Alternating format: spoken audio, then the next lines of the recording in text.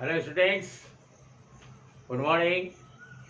This is Abhinav Coaching Classes and I am BN Singh. I am going to teach you about the placement of verb.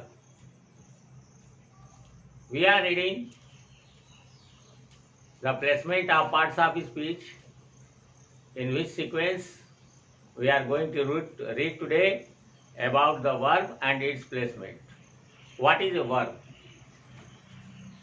A verb is an acting or saying word. काम का करना या होना ही क्रिया है।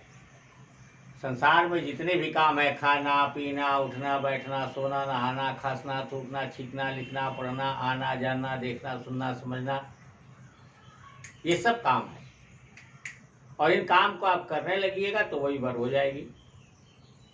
अब verb बहुत ही important है। सेंटेंस में वर्ब की कीमत बहुत ज़्यादा होती है। वर्ब को हम कहाँ यूज़ करते हैं? तो पहली बात, placement. In assertive sentence verb is used between subject and object. साधारण वाक्य में चाहे वो अफर्मेटिव हो या नेगेटिव हो, ऐसे वाक्यों में वर्ब को हमेशा हम सब्जेक्ट और ऑब्जेक्ट के बीच में रखते हैं। जैसे एग्जांपल, मोहन प्लेज क्रिकेट, तो Mohan is subject, cricket is object and verb is pledge.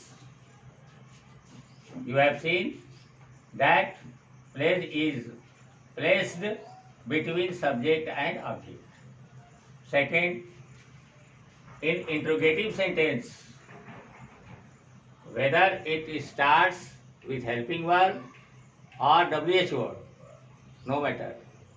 In interrogative sentence, verb is used before subject. For example, does he play? He is subject, play is main verb, and does is helping verb. Helping verb is placed before subject. And where does he play? We may say, where is WH word? Does is helping verb, he is subject, and play is verb.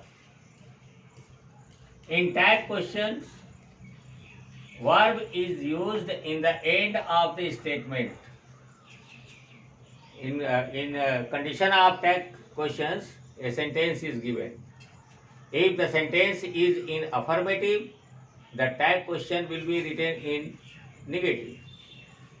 If the sentence is negative, the tag question will be written in assertive, affirmative. Tag means the last word which asks questions. Example, he is going, वह जा रहा है। Isn't he? क्या वह नहीं जा रहा है? एंड यदि हम सेंटेंस को निगेटिव में कह दें, he is not going, आपका टैग क्वेश्चन होगा is he। इस प्रकार से टैग क्वेश्चन स्टेटमेंट के अंत में आता है। ऑब्जेक्टिव सेंटेंस में, जहाँ की आप ईश्वर से कोई प्रार्थना करते हैं, verb is used before subject. Example, may you live long.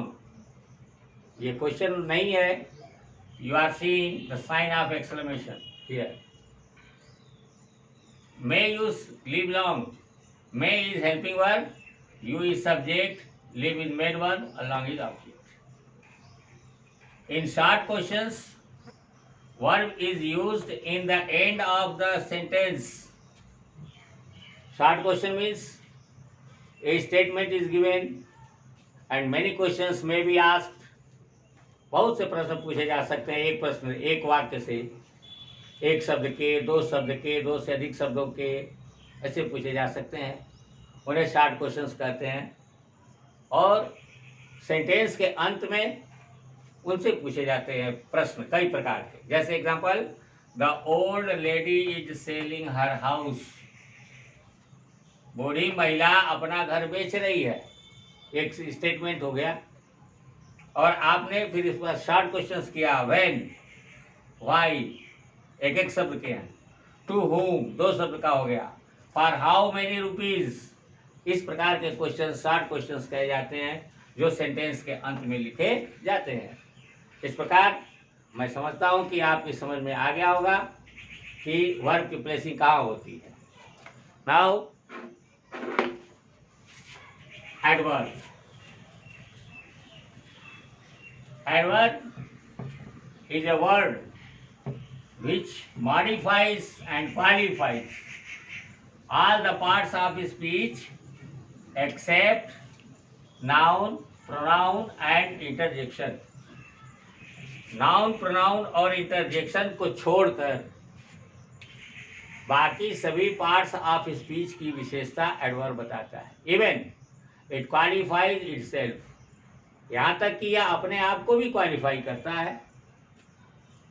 Not only this, इतना ही नहीं, it qualifies the whole sentence, यह पूरे सेंटेंस को भी क्वालिफाई करता है।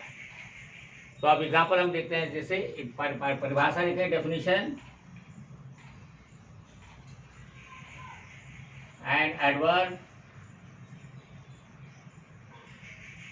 is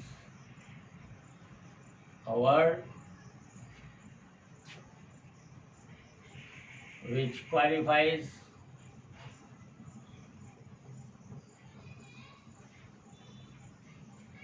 all the parts of speech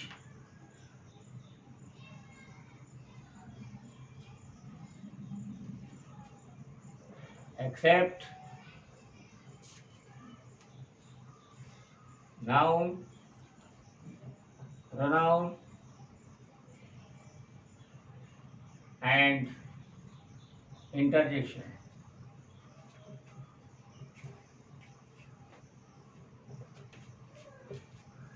noun और प्रोनाउन को एडजेक्टिव ही क्वालिफाई करता है और इंटरजेक्शन एक निरर्थक है शब्द जिसका कोई अर्थ नहीं होता, मीनिंगलेस वर्ड, इसको कोई क्वालिफाई नहीं करता।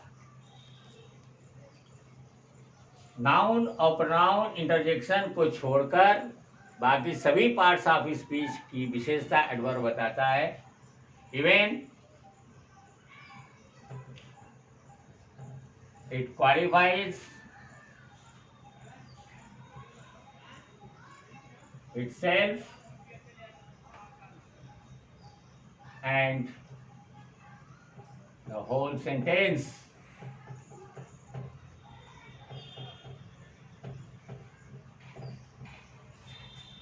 यहाँ तक कि अपने को भी और अपने पूरे वाक्य को भी क्वालिफाई करता है। अब पूरे पार्ट्स ऑफ स्पीच को कैसे क्वालिफाई करता है, उसके रूल्स हैं, नियम हैं। आप जहाँ मन में आएगा वहीं पर आप एडवर्ब का प्रयोग कर देंगे, वह उचित नहीं है। सबसे पहली बात, क्वालिफिकेशन कैसे करता है, क्वालिफाई कैसे करता है। Number 1,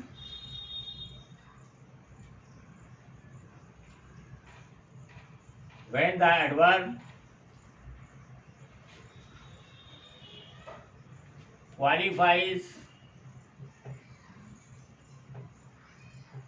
an adjective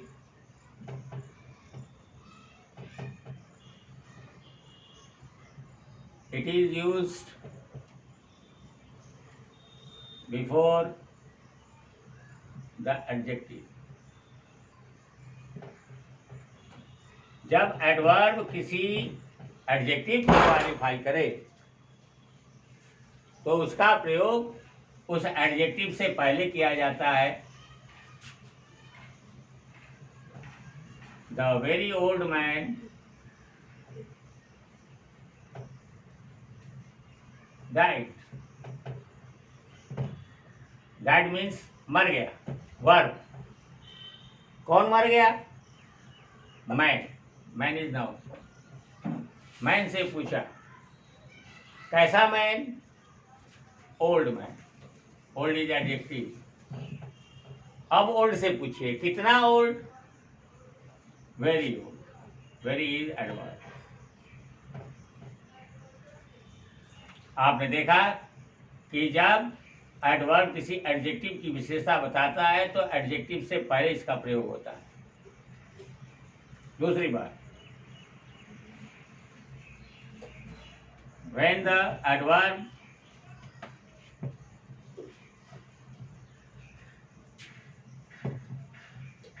qualifies an adverb. It is used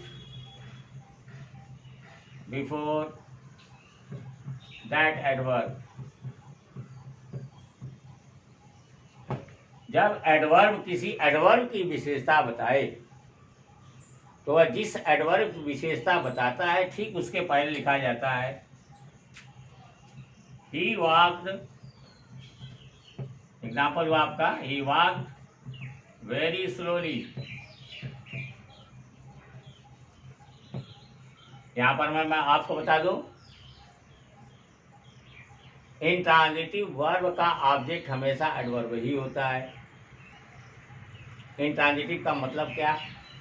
यदि हम वर्ब से क्या और किसको का प्रश्न करें और उत्तर न मिले तो वह वर्ब इंट्रांजिटिव होती है।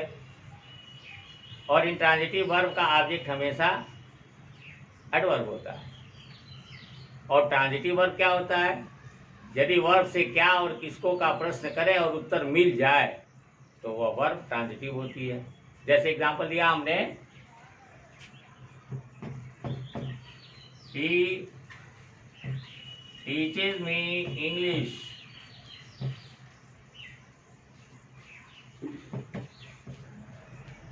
वह मुझे इंग्लिश पढ़ाता है। क्या करता है? पढ़ाता है वर्ब। कौन पढ़ाता है? ही। क्या पढ़ाता है? इंग्लिश। किसको पढ़ाता है? मी को पढ़ाता है। यहाँ टीचर्स से क्या और किसको का प्रश्न करने पर उत्तर मिल गया। तब यहाँ पर यह वर्ब हो गई ट्रांजिटिव। और यदि हम पूछें कि वह चलता था, क्या चलता था? वह किसको चलता था? कोई जवाब नहीं मिला तो हमने पूछा कि कैसे चलता था, तो जवाब मिला धीरे धीरे, स्लोली। Slowly is adverb. अब इस एडवर्ब से पूछिए आप कितना धीरे चलता था भाई, तो वेरी स्लोली। या वेरी भी एडवर्ब हो गया जो इस एडवर्ब को क्वालिफाई कर रहा है। तो मैंने दिखाया आपको कि जब एडवर्ब किसी एडवर्ब की विशेषता बताए तो उसका प्रयोग उस एडवर्ब से पहले किया जाता है। दूसरी बात, जब एडवर्ब किसी प्रीपोजिशन की विशेषता बताए तो उसका प्रयोग उस प्रीपोजिशन से पहले किया जाता है।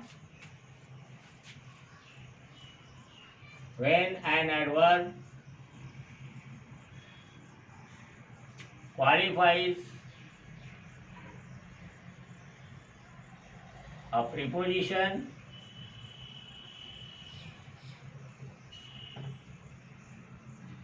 it is placed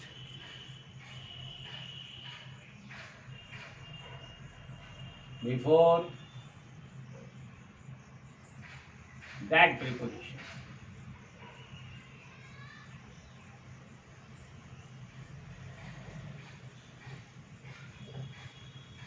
प्रीपोजिशन की भी विशेषता बताता है एडवर्ब। जब एडवर्ब प्रीपोजिशन की विशेषता बताए तो उसका प्रयोग उस प्रीपोजिशन के पहले किया जाता है। एग्जाम्पल, ही वाज सिटिंग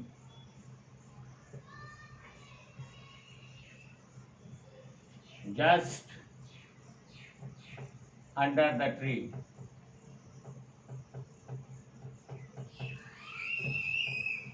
वह पेड़ के बिल्कुल नीचे बैठा हुआ है। The tree is now under is preposition, the is determiner. तब जस्ट क्या हो गया? एडवर्ब। पेड़ तो बहुत दूर में फैला होता है तो हर जगह नहीं बैठा हुआ था। जस्ट अंडर द ट्री, पेड़ के रूट के पास बैठा हुआ था। जस्ट अंडर द ट्री का मतलब ठीक पेड़ की जड़ के पास बैठा हुआ है। तब यहाँ पर जस्ट जो है इस प्रीपोजिशन को क्वालिफाई कर रहा है। फिर है एक एडवर्ब कंजंक्शन को भी क्वालिफाई करता है। एग्जाम्पल फिर देखते हैं। When an adverb qualifies a conjunction,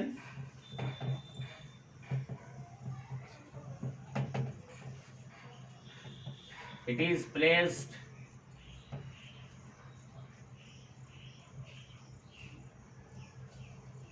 before it। जब एडवर्ब किसी कंजंक्शन को क्वालिफाई करे तो उसका प्रयोग ठीक उस कंजंक्शन के पहले ही होता है। Example, he died simply because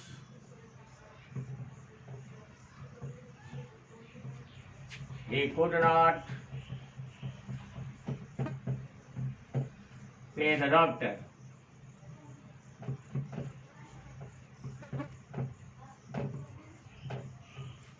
दो वाक्य हुए, he died एक वाक्य, he could not pay the doctor दूसरा वाक्य, और इन दोनों वाक्यों को जोड़ दिया कंजंक्शन बिकॉज ने।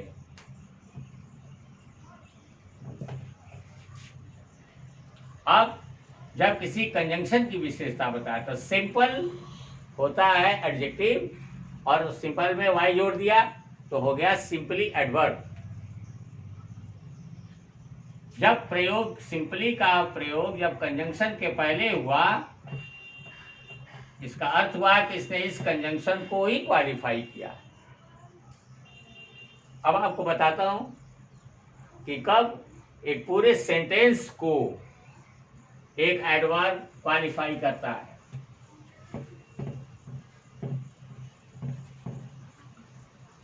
एक एडवर्ब पूरे सेंटेंस को भी क्वालिफाई, इसका रेंज बहुत बड़ा है, इसलिए नाउन प्रोनाउन इंटरजेक्शन को छोड़कर बाकी सबको क्वालिफाई कर सकता है। When an adverb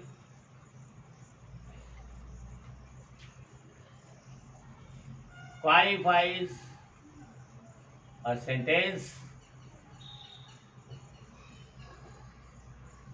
it is placed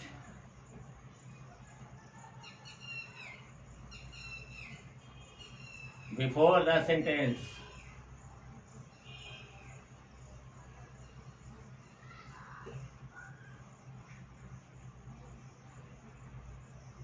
example है,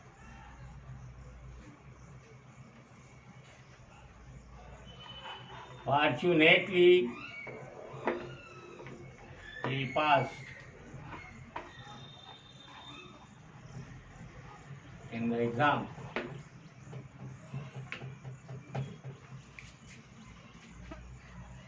बड़े सौभाग्य से ही वह पास हो गया, उसके पास होने की कोई उम्मीद नहीं थी, वह तो फेल हो गया होता। लेकिन आप कहिए किसी कारण से, फॉर्चुनेटली सौभाग्य से उसका लक काम किया, उसका फॉर्चून काम किया कि वह एग्जाम में पास हो गया। Fortune is noun, fortunate is adjective and fortunately is adverb. Adjective में एल वाई जोड़कर हम एडवर्ब बनाते हैं।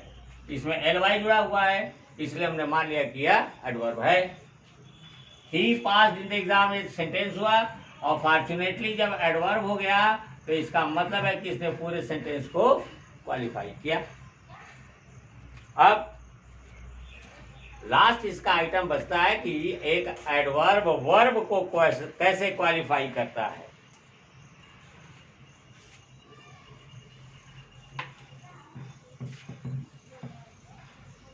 वर्ब को कई प्रकार से क्वालिफाई करता है।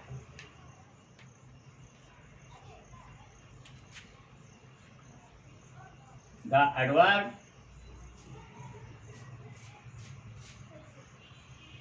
qualifies the verb in following ways। In following veg, कई रूपों में करता है। यदि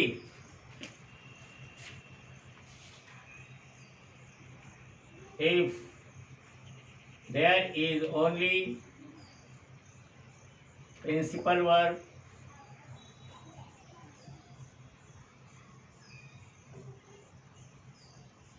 in the sentence,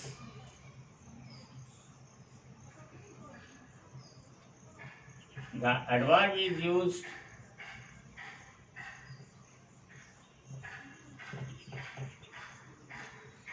before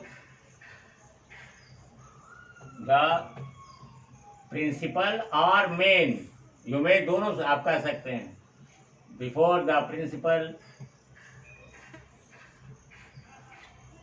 verb. Example, he always comes late। आपने देखा कि मुख्य क्रिया मेन वर्ब इसमें कम्स है। यदि वाक्य में केवल मेन वर्ब दिया हो, मुख्य क्रिया ही दी गई हो, प्रिंसिपल वर्ब ही दी गई हो, तो एडवर्ब का प्रयोग हमेशा उसके पहले होता है। तो ऑलवेज इज एडवर्ब।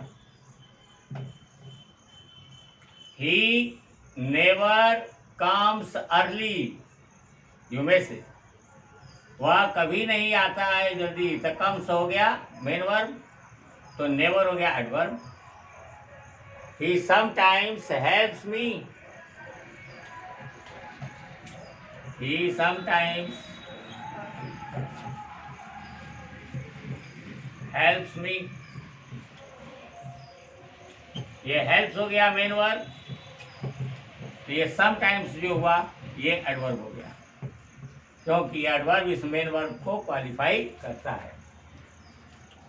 दूसरी शर्त क्या है? Second,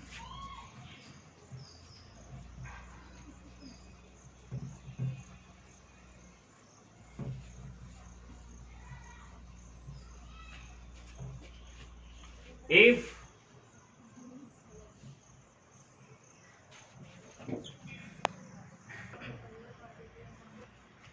when there is only helping verb used as a main verb in the sentence, the adverb is placed after that helping verb, means he is always helpful। अब यहाँ पर is के बाद कोई आईएनजी फॉर्म की verb नहीं है, इसलिए इज इज मेन वर्ब। यही हेल्पिंग वर्ब भी है, यही मेन वर्ब भी है।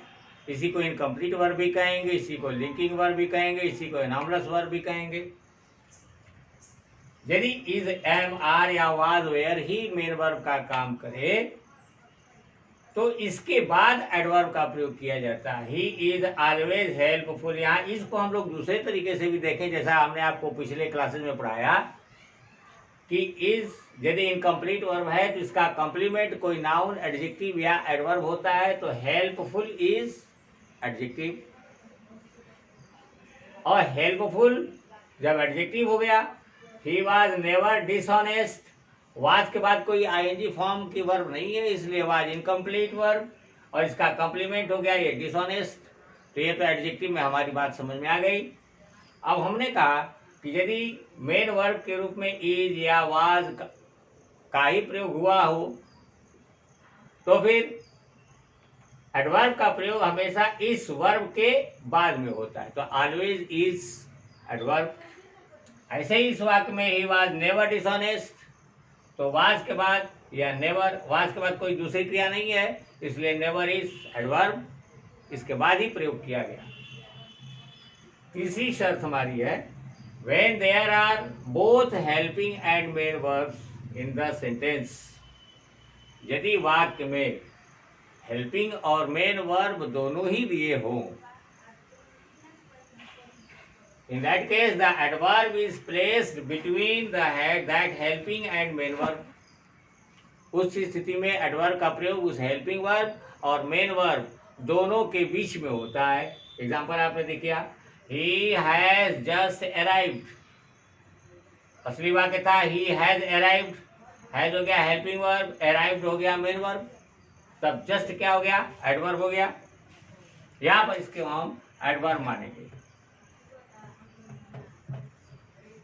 ही डिड नॉट कम, तो ही डिड हो गया हेल्पिंग वर्ब, कम हो गया मेन वर्ब, तो नॉट क्या हो गया एडवर्ब ऑफ निगेशन।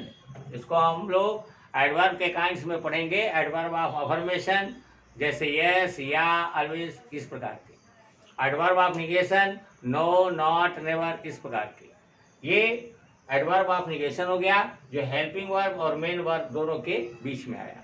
इस प्रकार मैंने आपको आज वर्ब और एडवर्ब का प्लेसमेंट पढ़ाया।